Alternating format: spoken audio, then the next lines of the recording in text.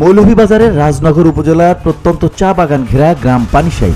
সেই গ্রামের মেঠো পথ দিয়ে যেতে দেখা মিলবে দেওয়াল ঘেরা এক বাড়ি।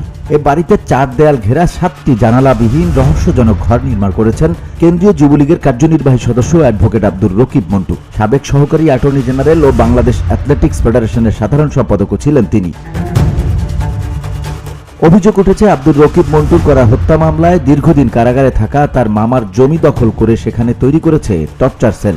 জানালাবিহীন প্রায় 7 ফুট দৈর্ঘ্য ও 8 ফুট প্রস্থের এমন 7টি ঘর বানিয়েছেন তিনি।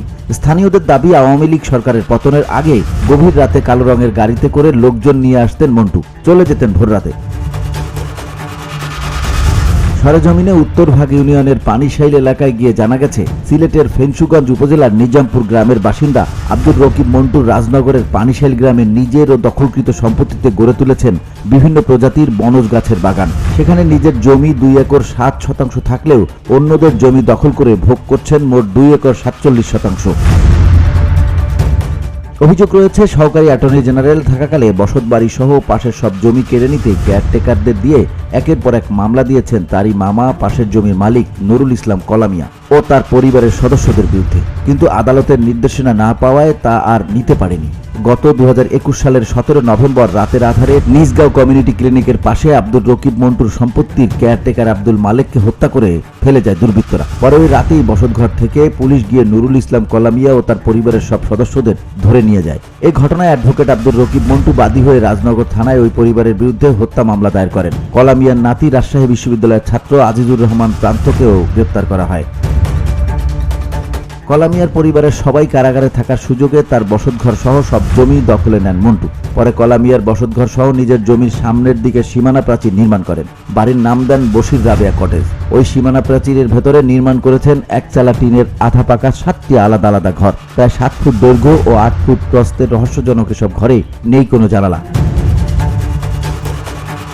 স্থানীয়রা জানান, দিনের বেলায় কখনো এসব ঘর খুলতে দেখেননি। তবে গভীর রাতে আব্দুর রকিব মন্টু লোকজন নিয়ে কালো রঙের গাড়িতে করে এখানে আসতেন, আবার ভোর রাতের দিকে বেরিয়ে যেতেন। তাকে স্থানীয়রা এতটাই ভয় পেতেন যে প্রাচীরের ভেতরে যাওয়ার সাহস করতেন না। পানিশাইল গ্রামের নান্নু মিয়া বলেন, আমরা ছোট থেকে দেখে আসছি কলামিয়া এই বাড়িতে বসবাস করছেন। আমাদের এলাকায় একটি হত্যাকাণ্ডের ঘটনায় কলামিয়া ও তার পরিবারের সদস্যরা জেলে থাকার সময় মন্টু মিয়া তার বাড়ি ও জমি জমা দখল করে জানালাবিহীন আরো 7টি ছোট ঘর বানিয়েছে। রাতের বেলায় এসব ঘরে মন্টু ও তার লোকজন আসতো। গ্রামবাসী মন্টুর ভয়ে এখানে আসতো না।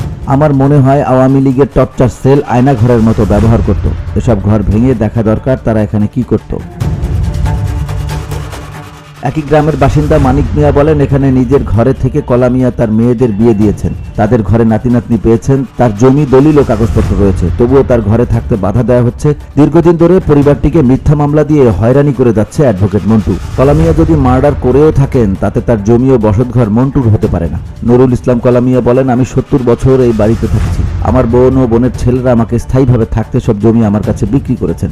সকল কাগজপত্র আমার থাকার পরও এই জমি কেড়ে নিতে বারবার মামলা দিয়ে আমাকে হয়রানি করেছে মন্টু। পরে আর উপায় না পেয়ে সে নিজেই তার কেয়ারটেকারকে হত্যা করিয়ে আমার পুরো পরিবারের বিরুদ্ধে হত্যা মামলা করেছে। প্রায় 2.5 বছর জেল খেটেছি। আমার বিবাহযোগ্য কলেজ পড়ুয়া মেয়েও মামলা থেকে বাদ যায়নি। বিশ্ববিদ্যালয় পড়ুয়া নাতিটাকেও ছাড়েনি। এখন জামিনে এসে নিজের ভিটায় প্রবেশ করতে পারছি না। এখনো পুলিশকে দিয়ে হয়রানি করা হচ্ছে। কলামিয়ার নাতি আজিজুর রহমান প্রান্ত বলেন, আমি রাজশাহী বিশ্ববিদ্যালয়ে পড়তাম।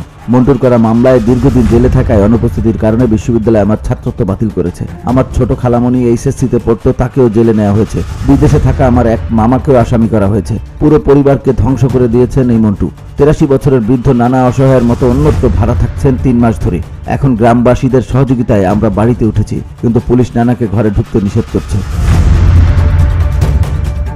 এলাকায় রহস্য ঘেরা বাড়িটিকে ঘিরে আলোচনা সমালোচনা শুরু হলে রাজনগর থানার পুলিশের ওসির নেতৃত্বে সম্প্রতি পানিশাইল গ্রামের আলোচিত বাড়িটি পরিদর্শন করা হয়। প্রতিটি ঘরের তালা খুলে 6টি ঘর একদম খালি পাওয়া যায়। একটি ঘরের এক পাশে একটি 3-4 ফুট গভীরের একটি পাকা ট্যাঙ্ক পাওয়া গেছে। রাজনগর থানার ওসি শাহ মুবাশির আহমেদ বলেন, বাড়ির প্রতিটি ঘর সরেজমিনে পরিদর্শন করেছি। বিভাগীয় কমিশনারের প্রতিনিধিরাও পরিদর্শন করেছেন। সন্দেহজনক কোনো কিছু পাওয়া যায়নি। এলাকাবাসীর দাবির বিষয়ে পুলিশ আরও তদন্ত অব্যাহত রেখেছে। এই বাড়িতে কোনো অপরাধ সংঘটিত হতো কিনা তা খতিয়ে দেখা হবে। তিনি আরো বলেন, যুক্তরাষ্ট্রে অবস্থানরত যুবলীগের সাবেক নেতা মন্টুর সঙ্গে যোগাযোগ করা হলে তিনি জানিয়েছেন একটি কোম্পানিকে ভাড়া দেওয়ার জন্য এসব ঘর নির্মাণ করা হয়েছে। BOD Bangla news desk.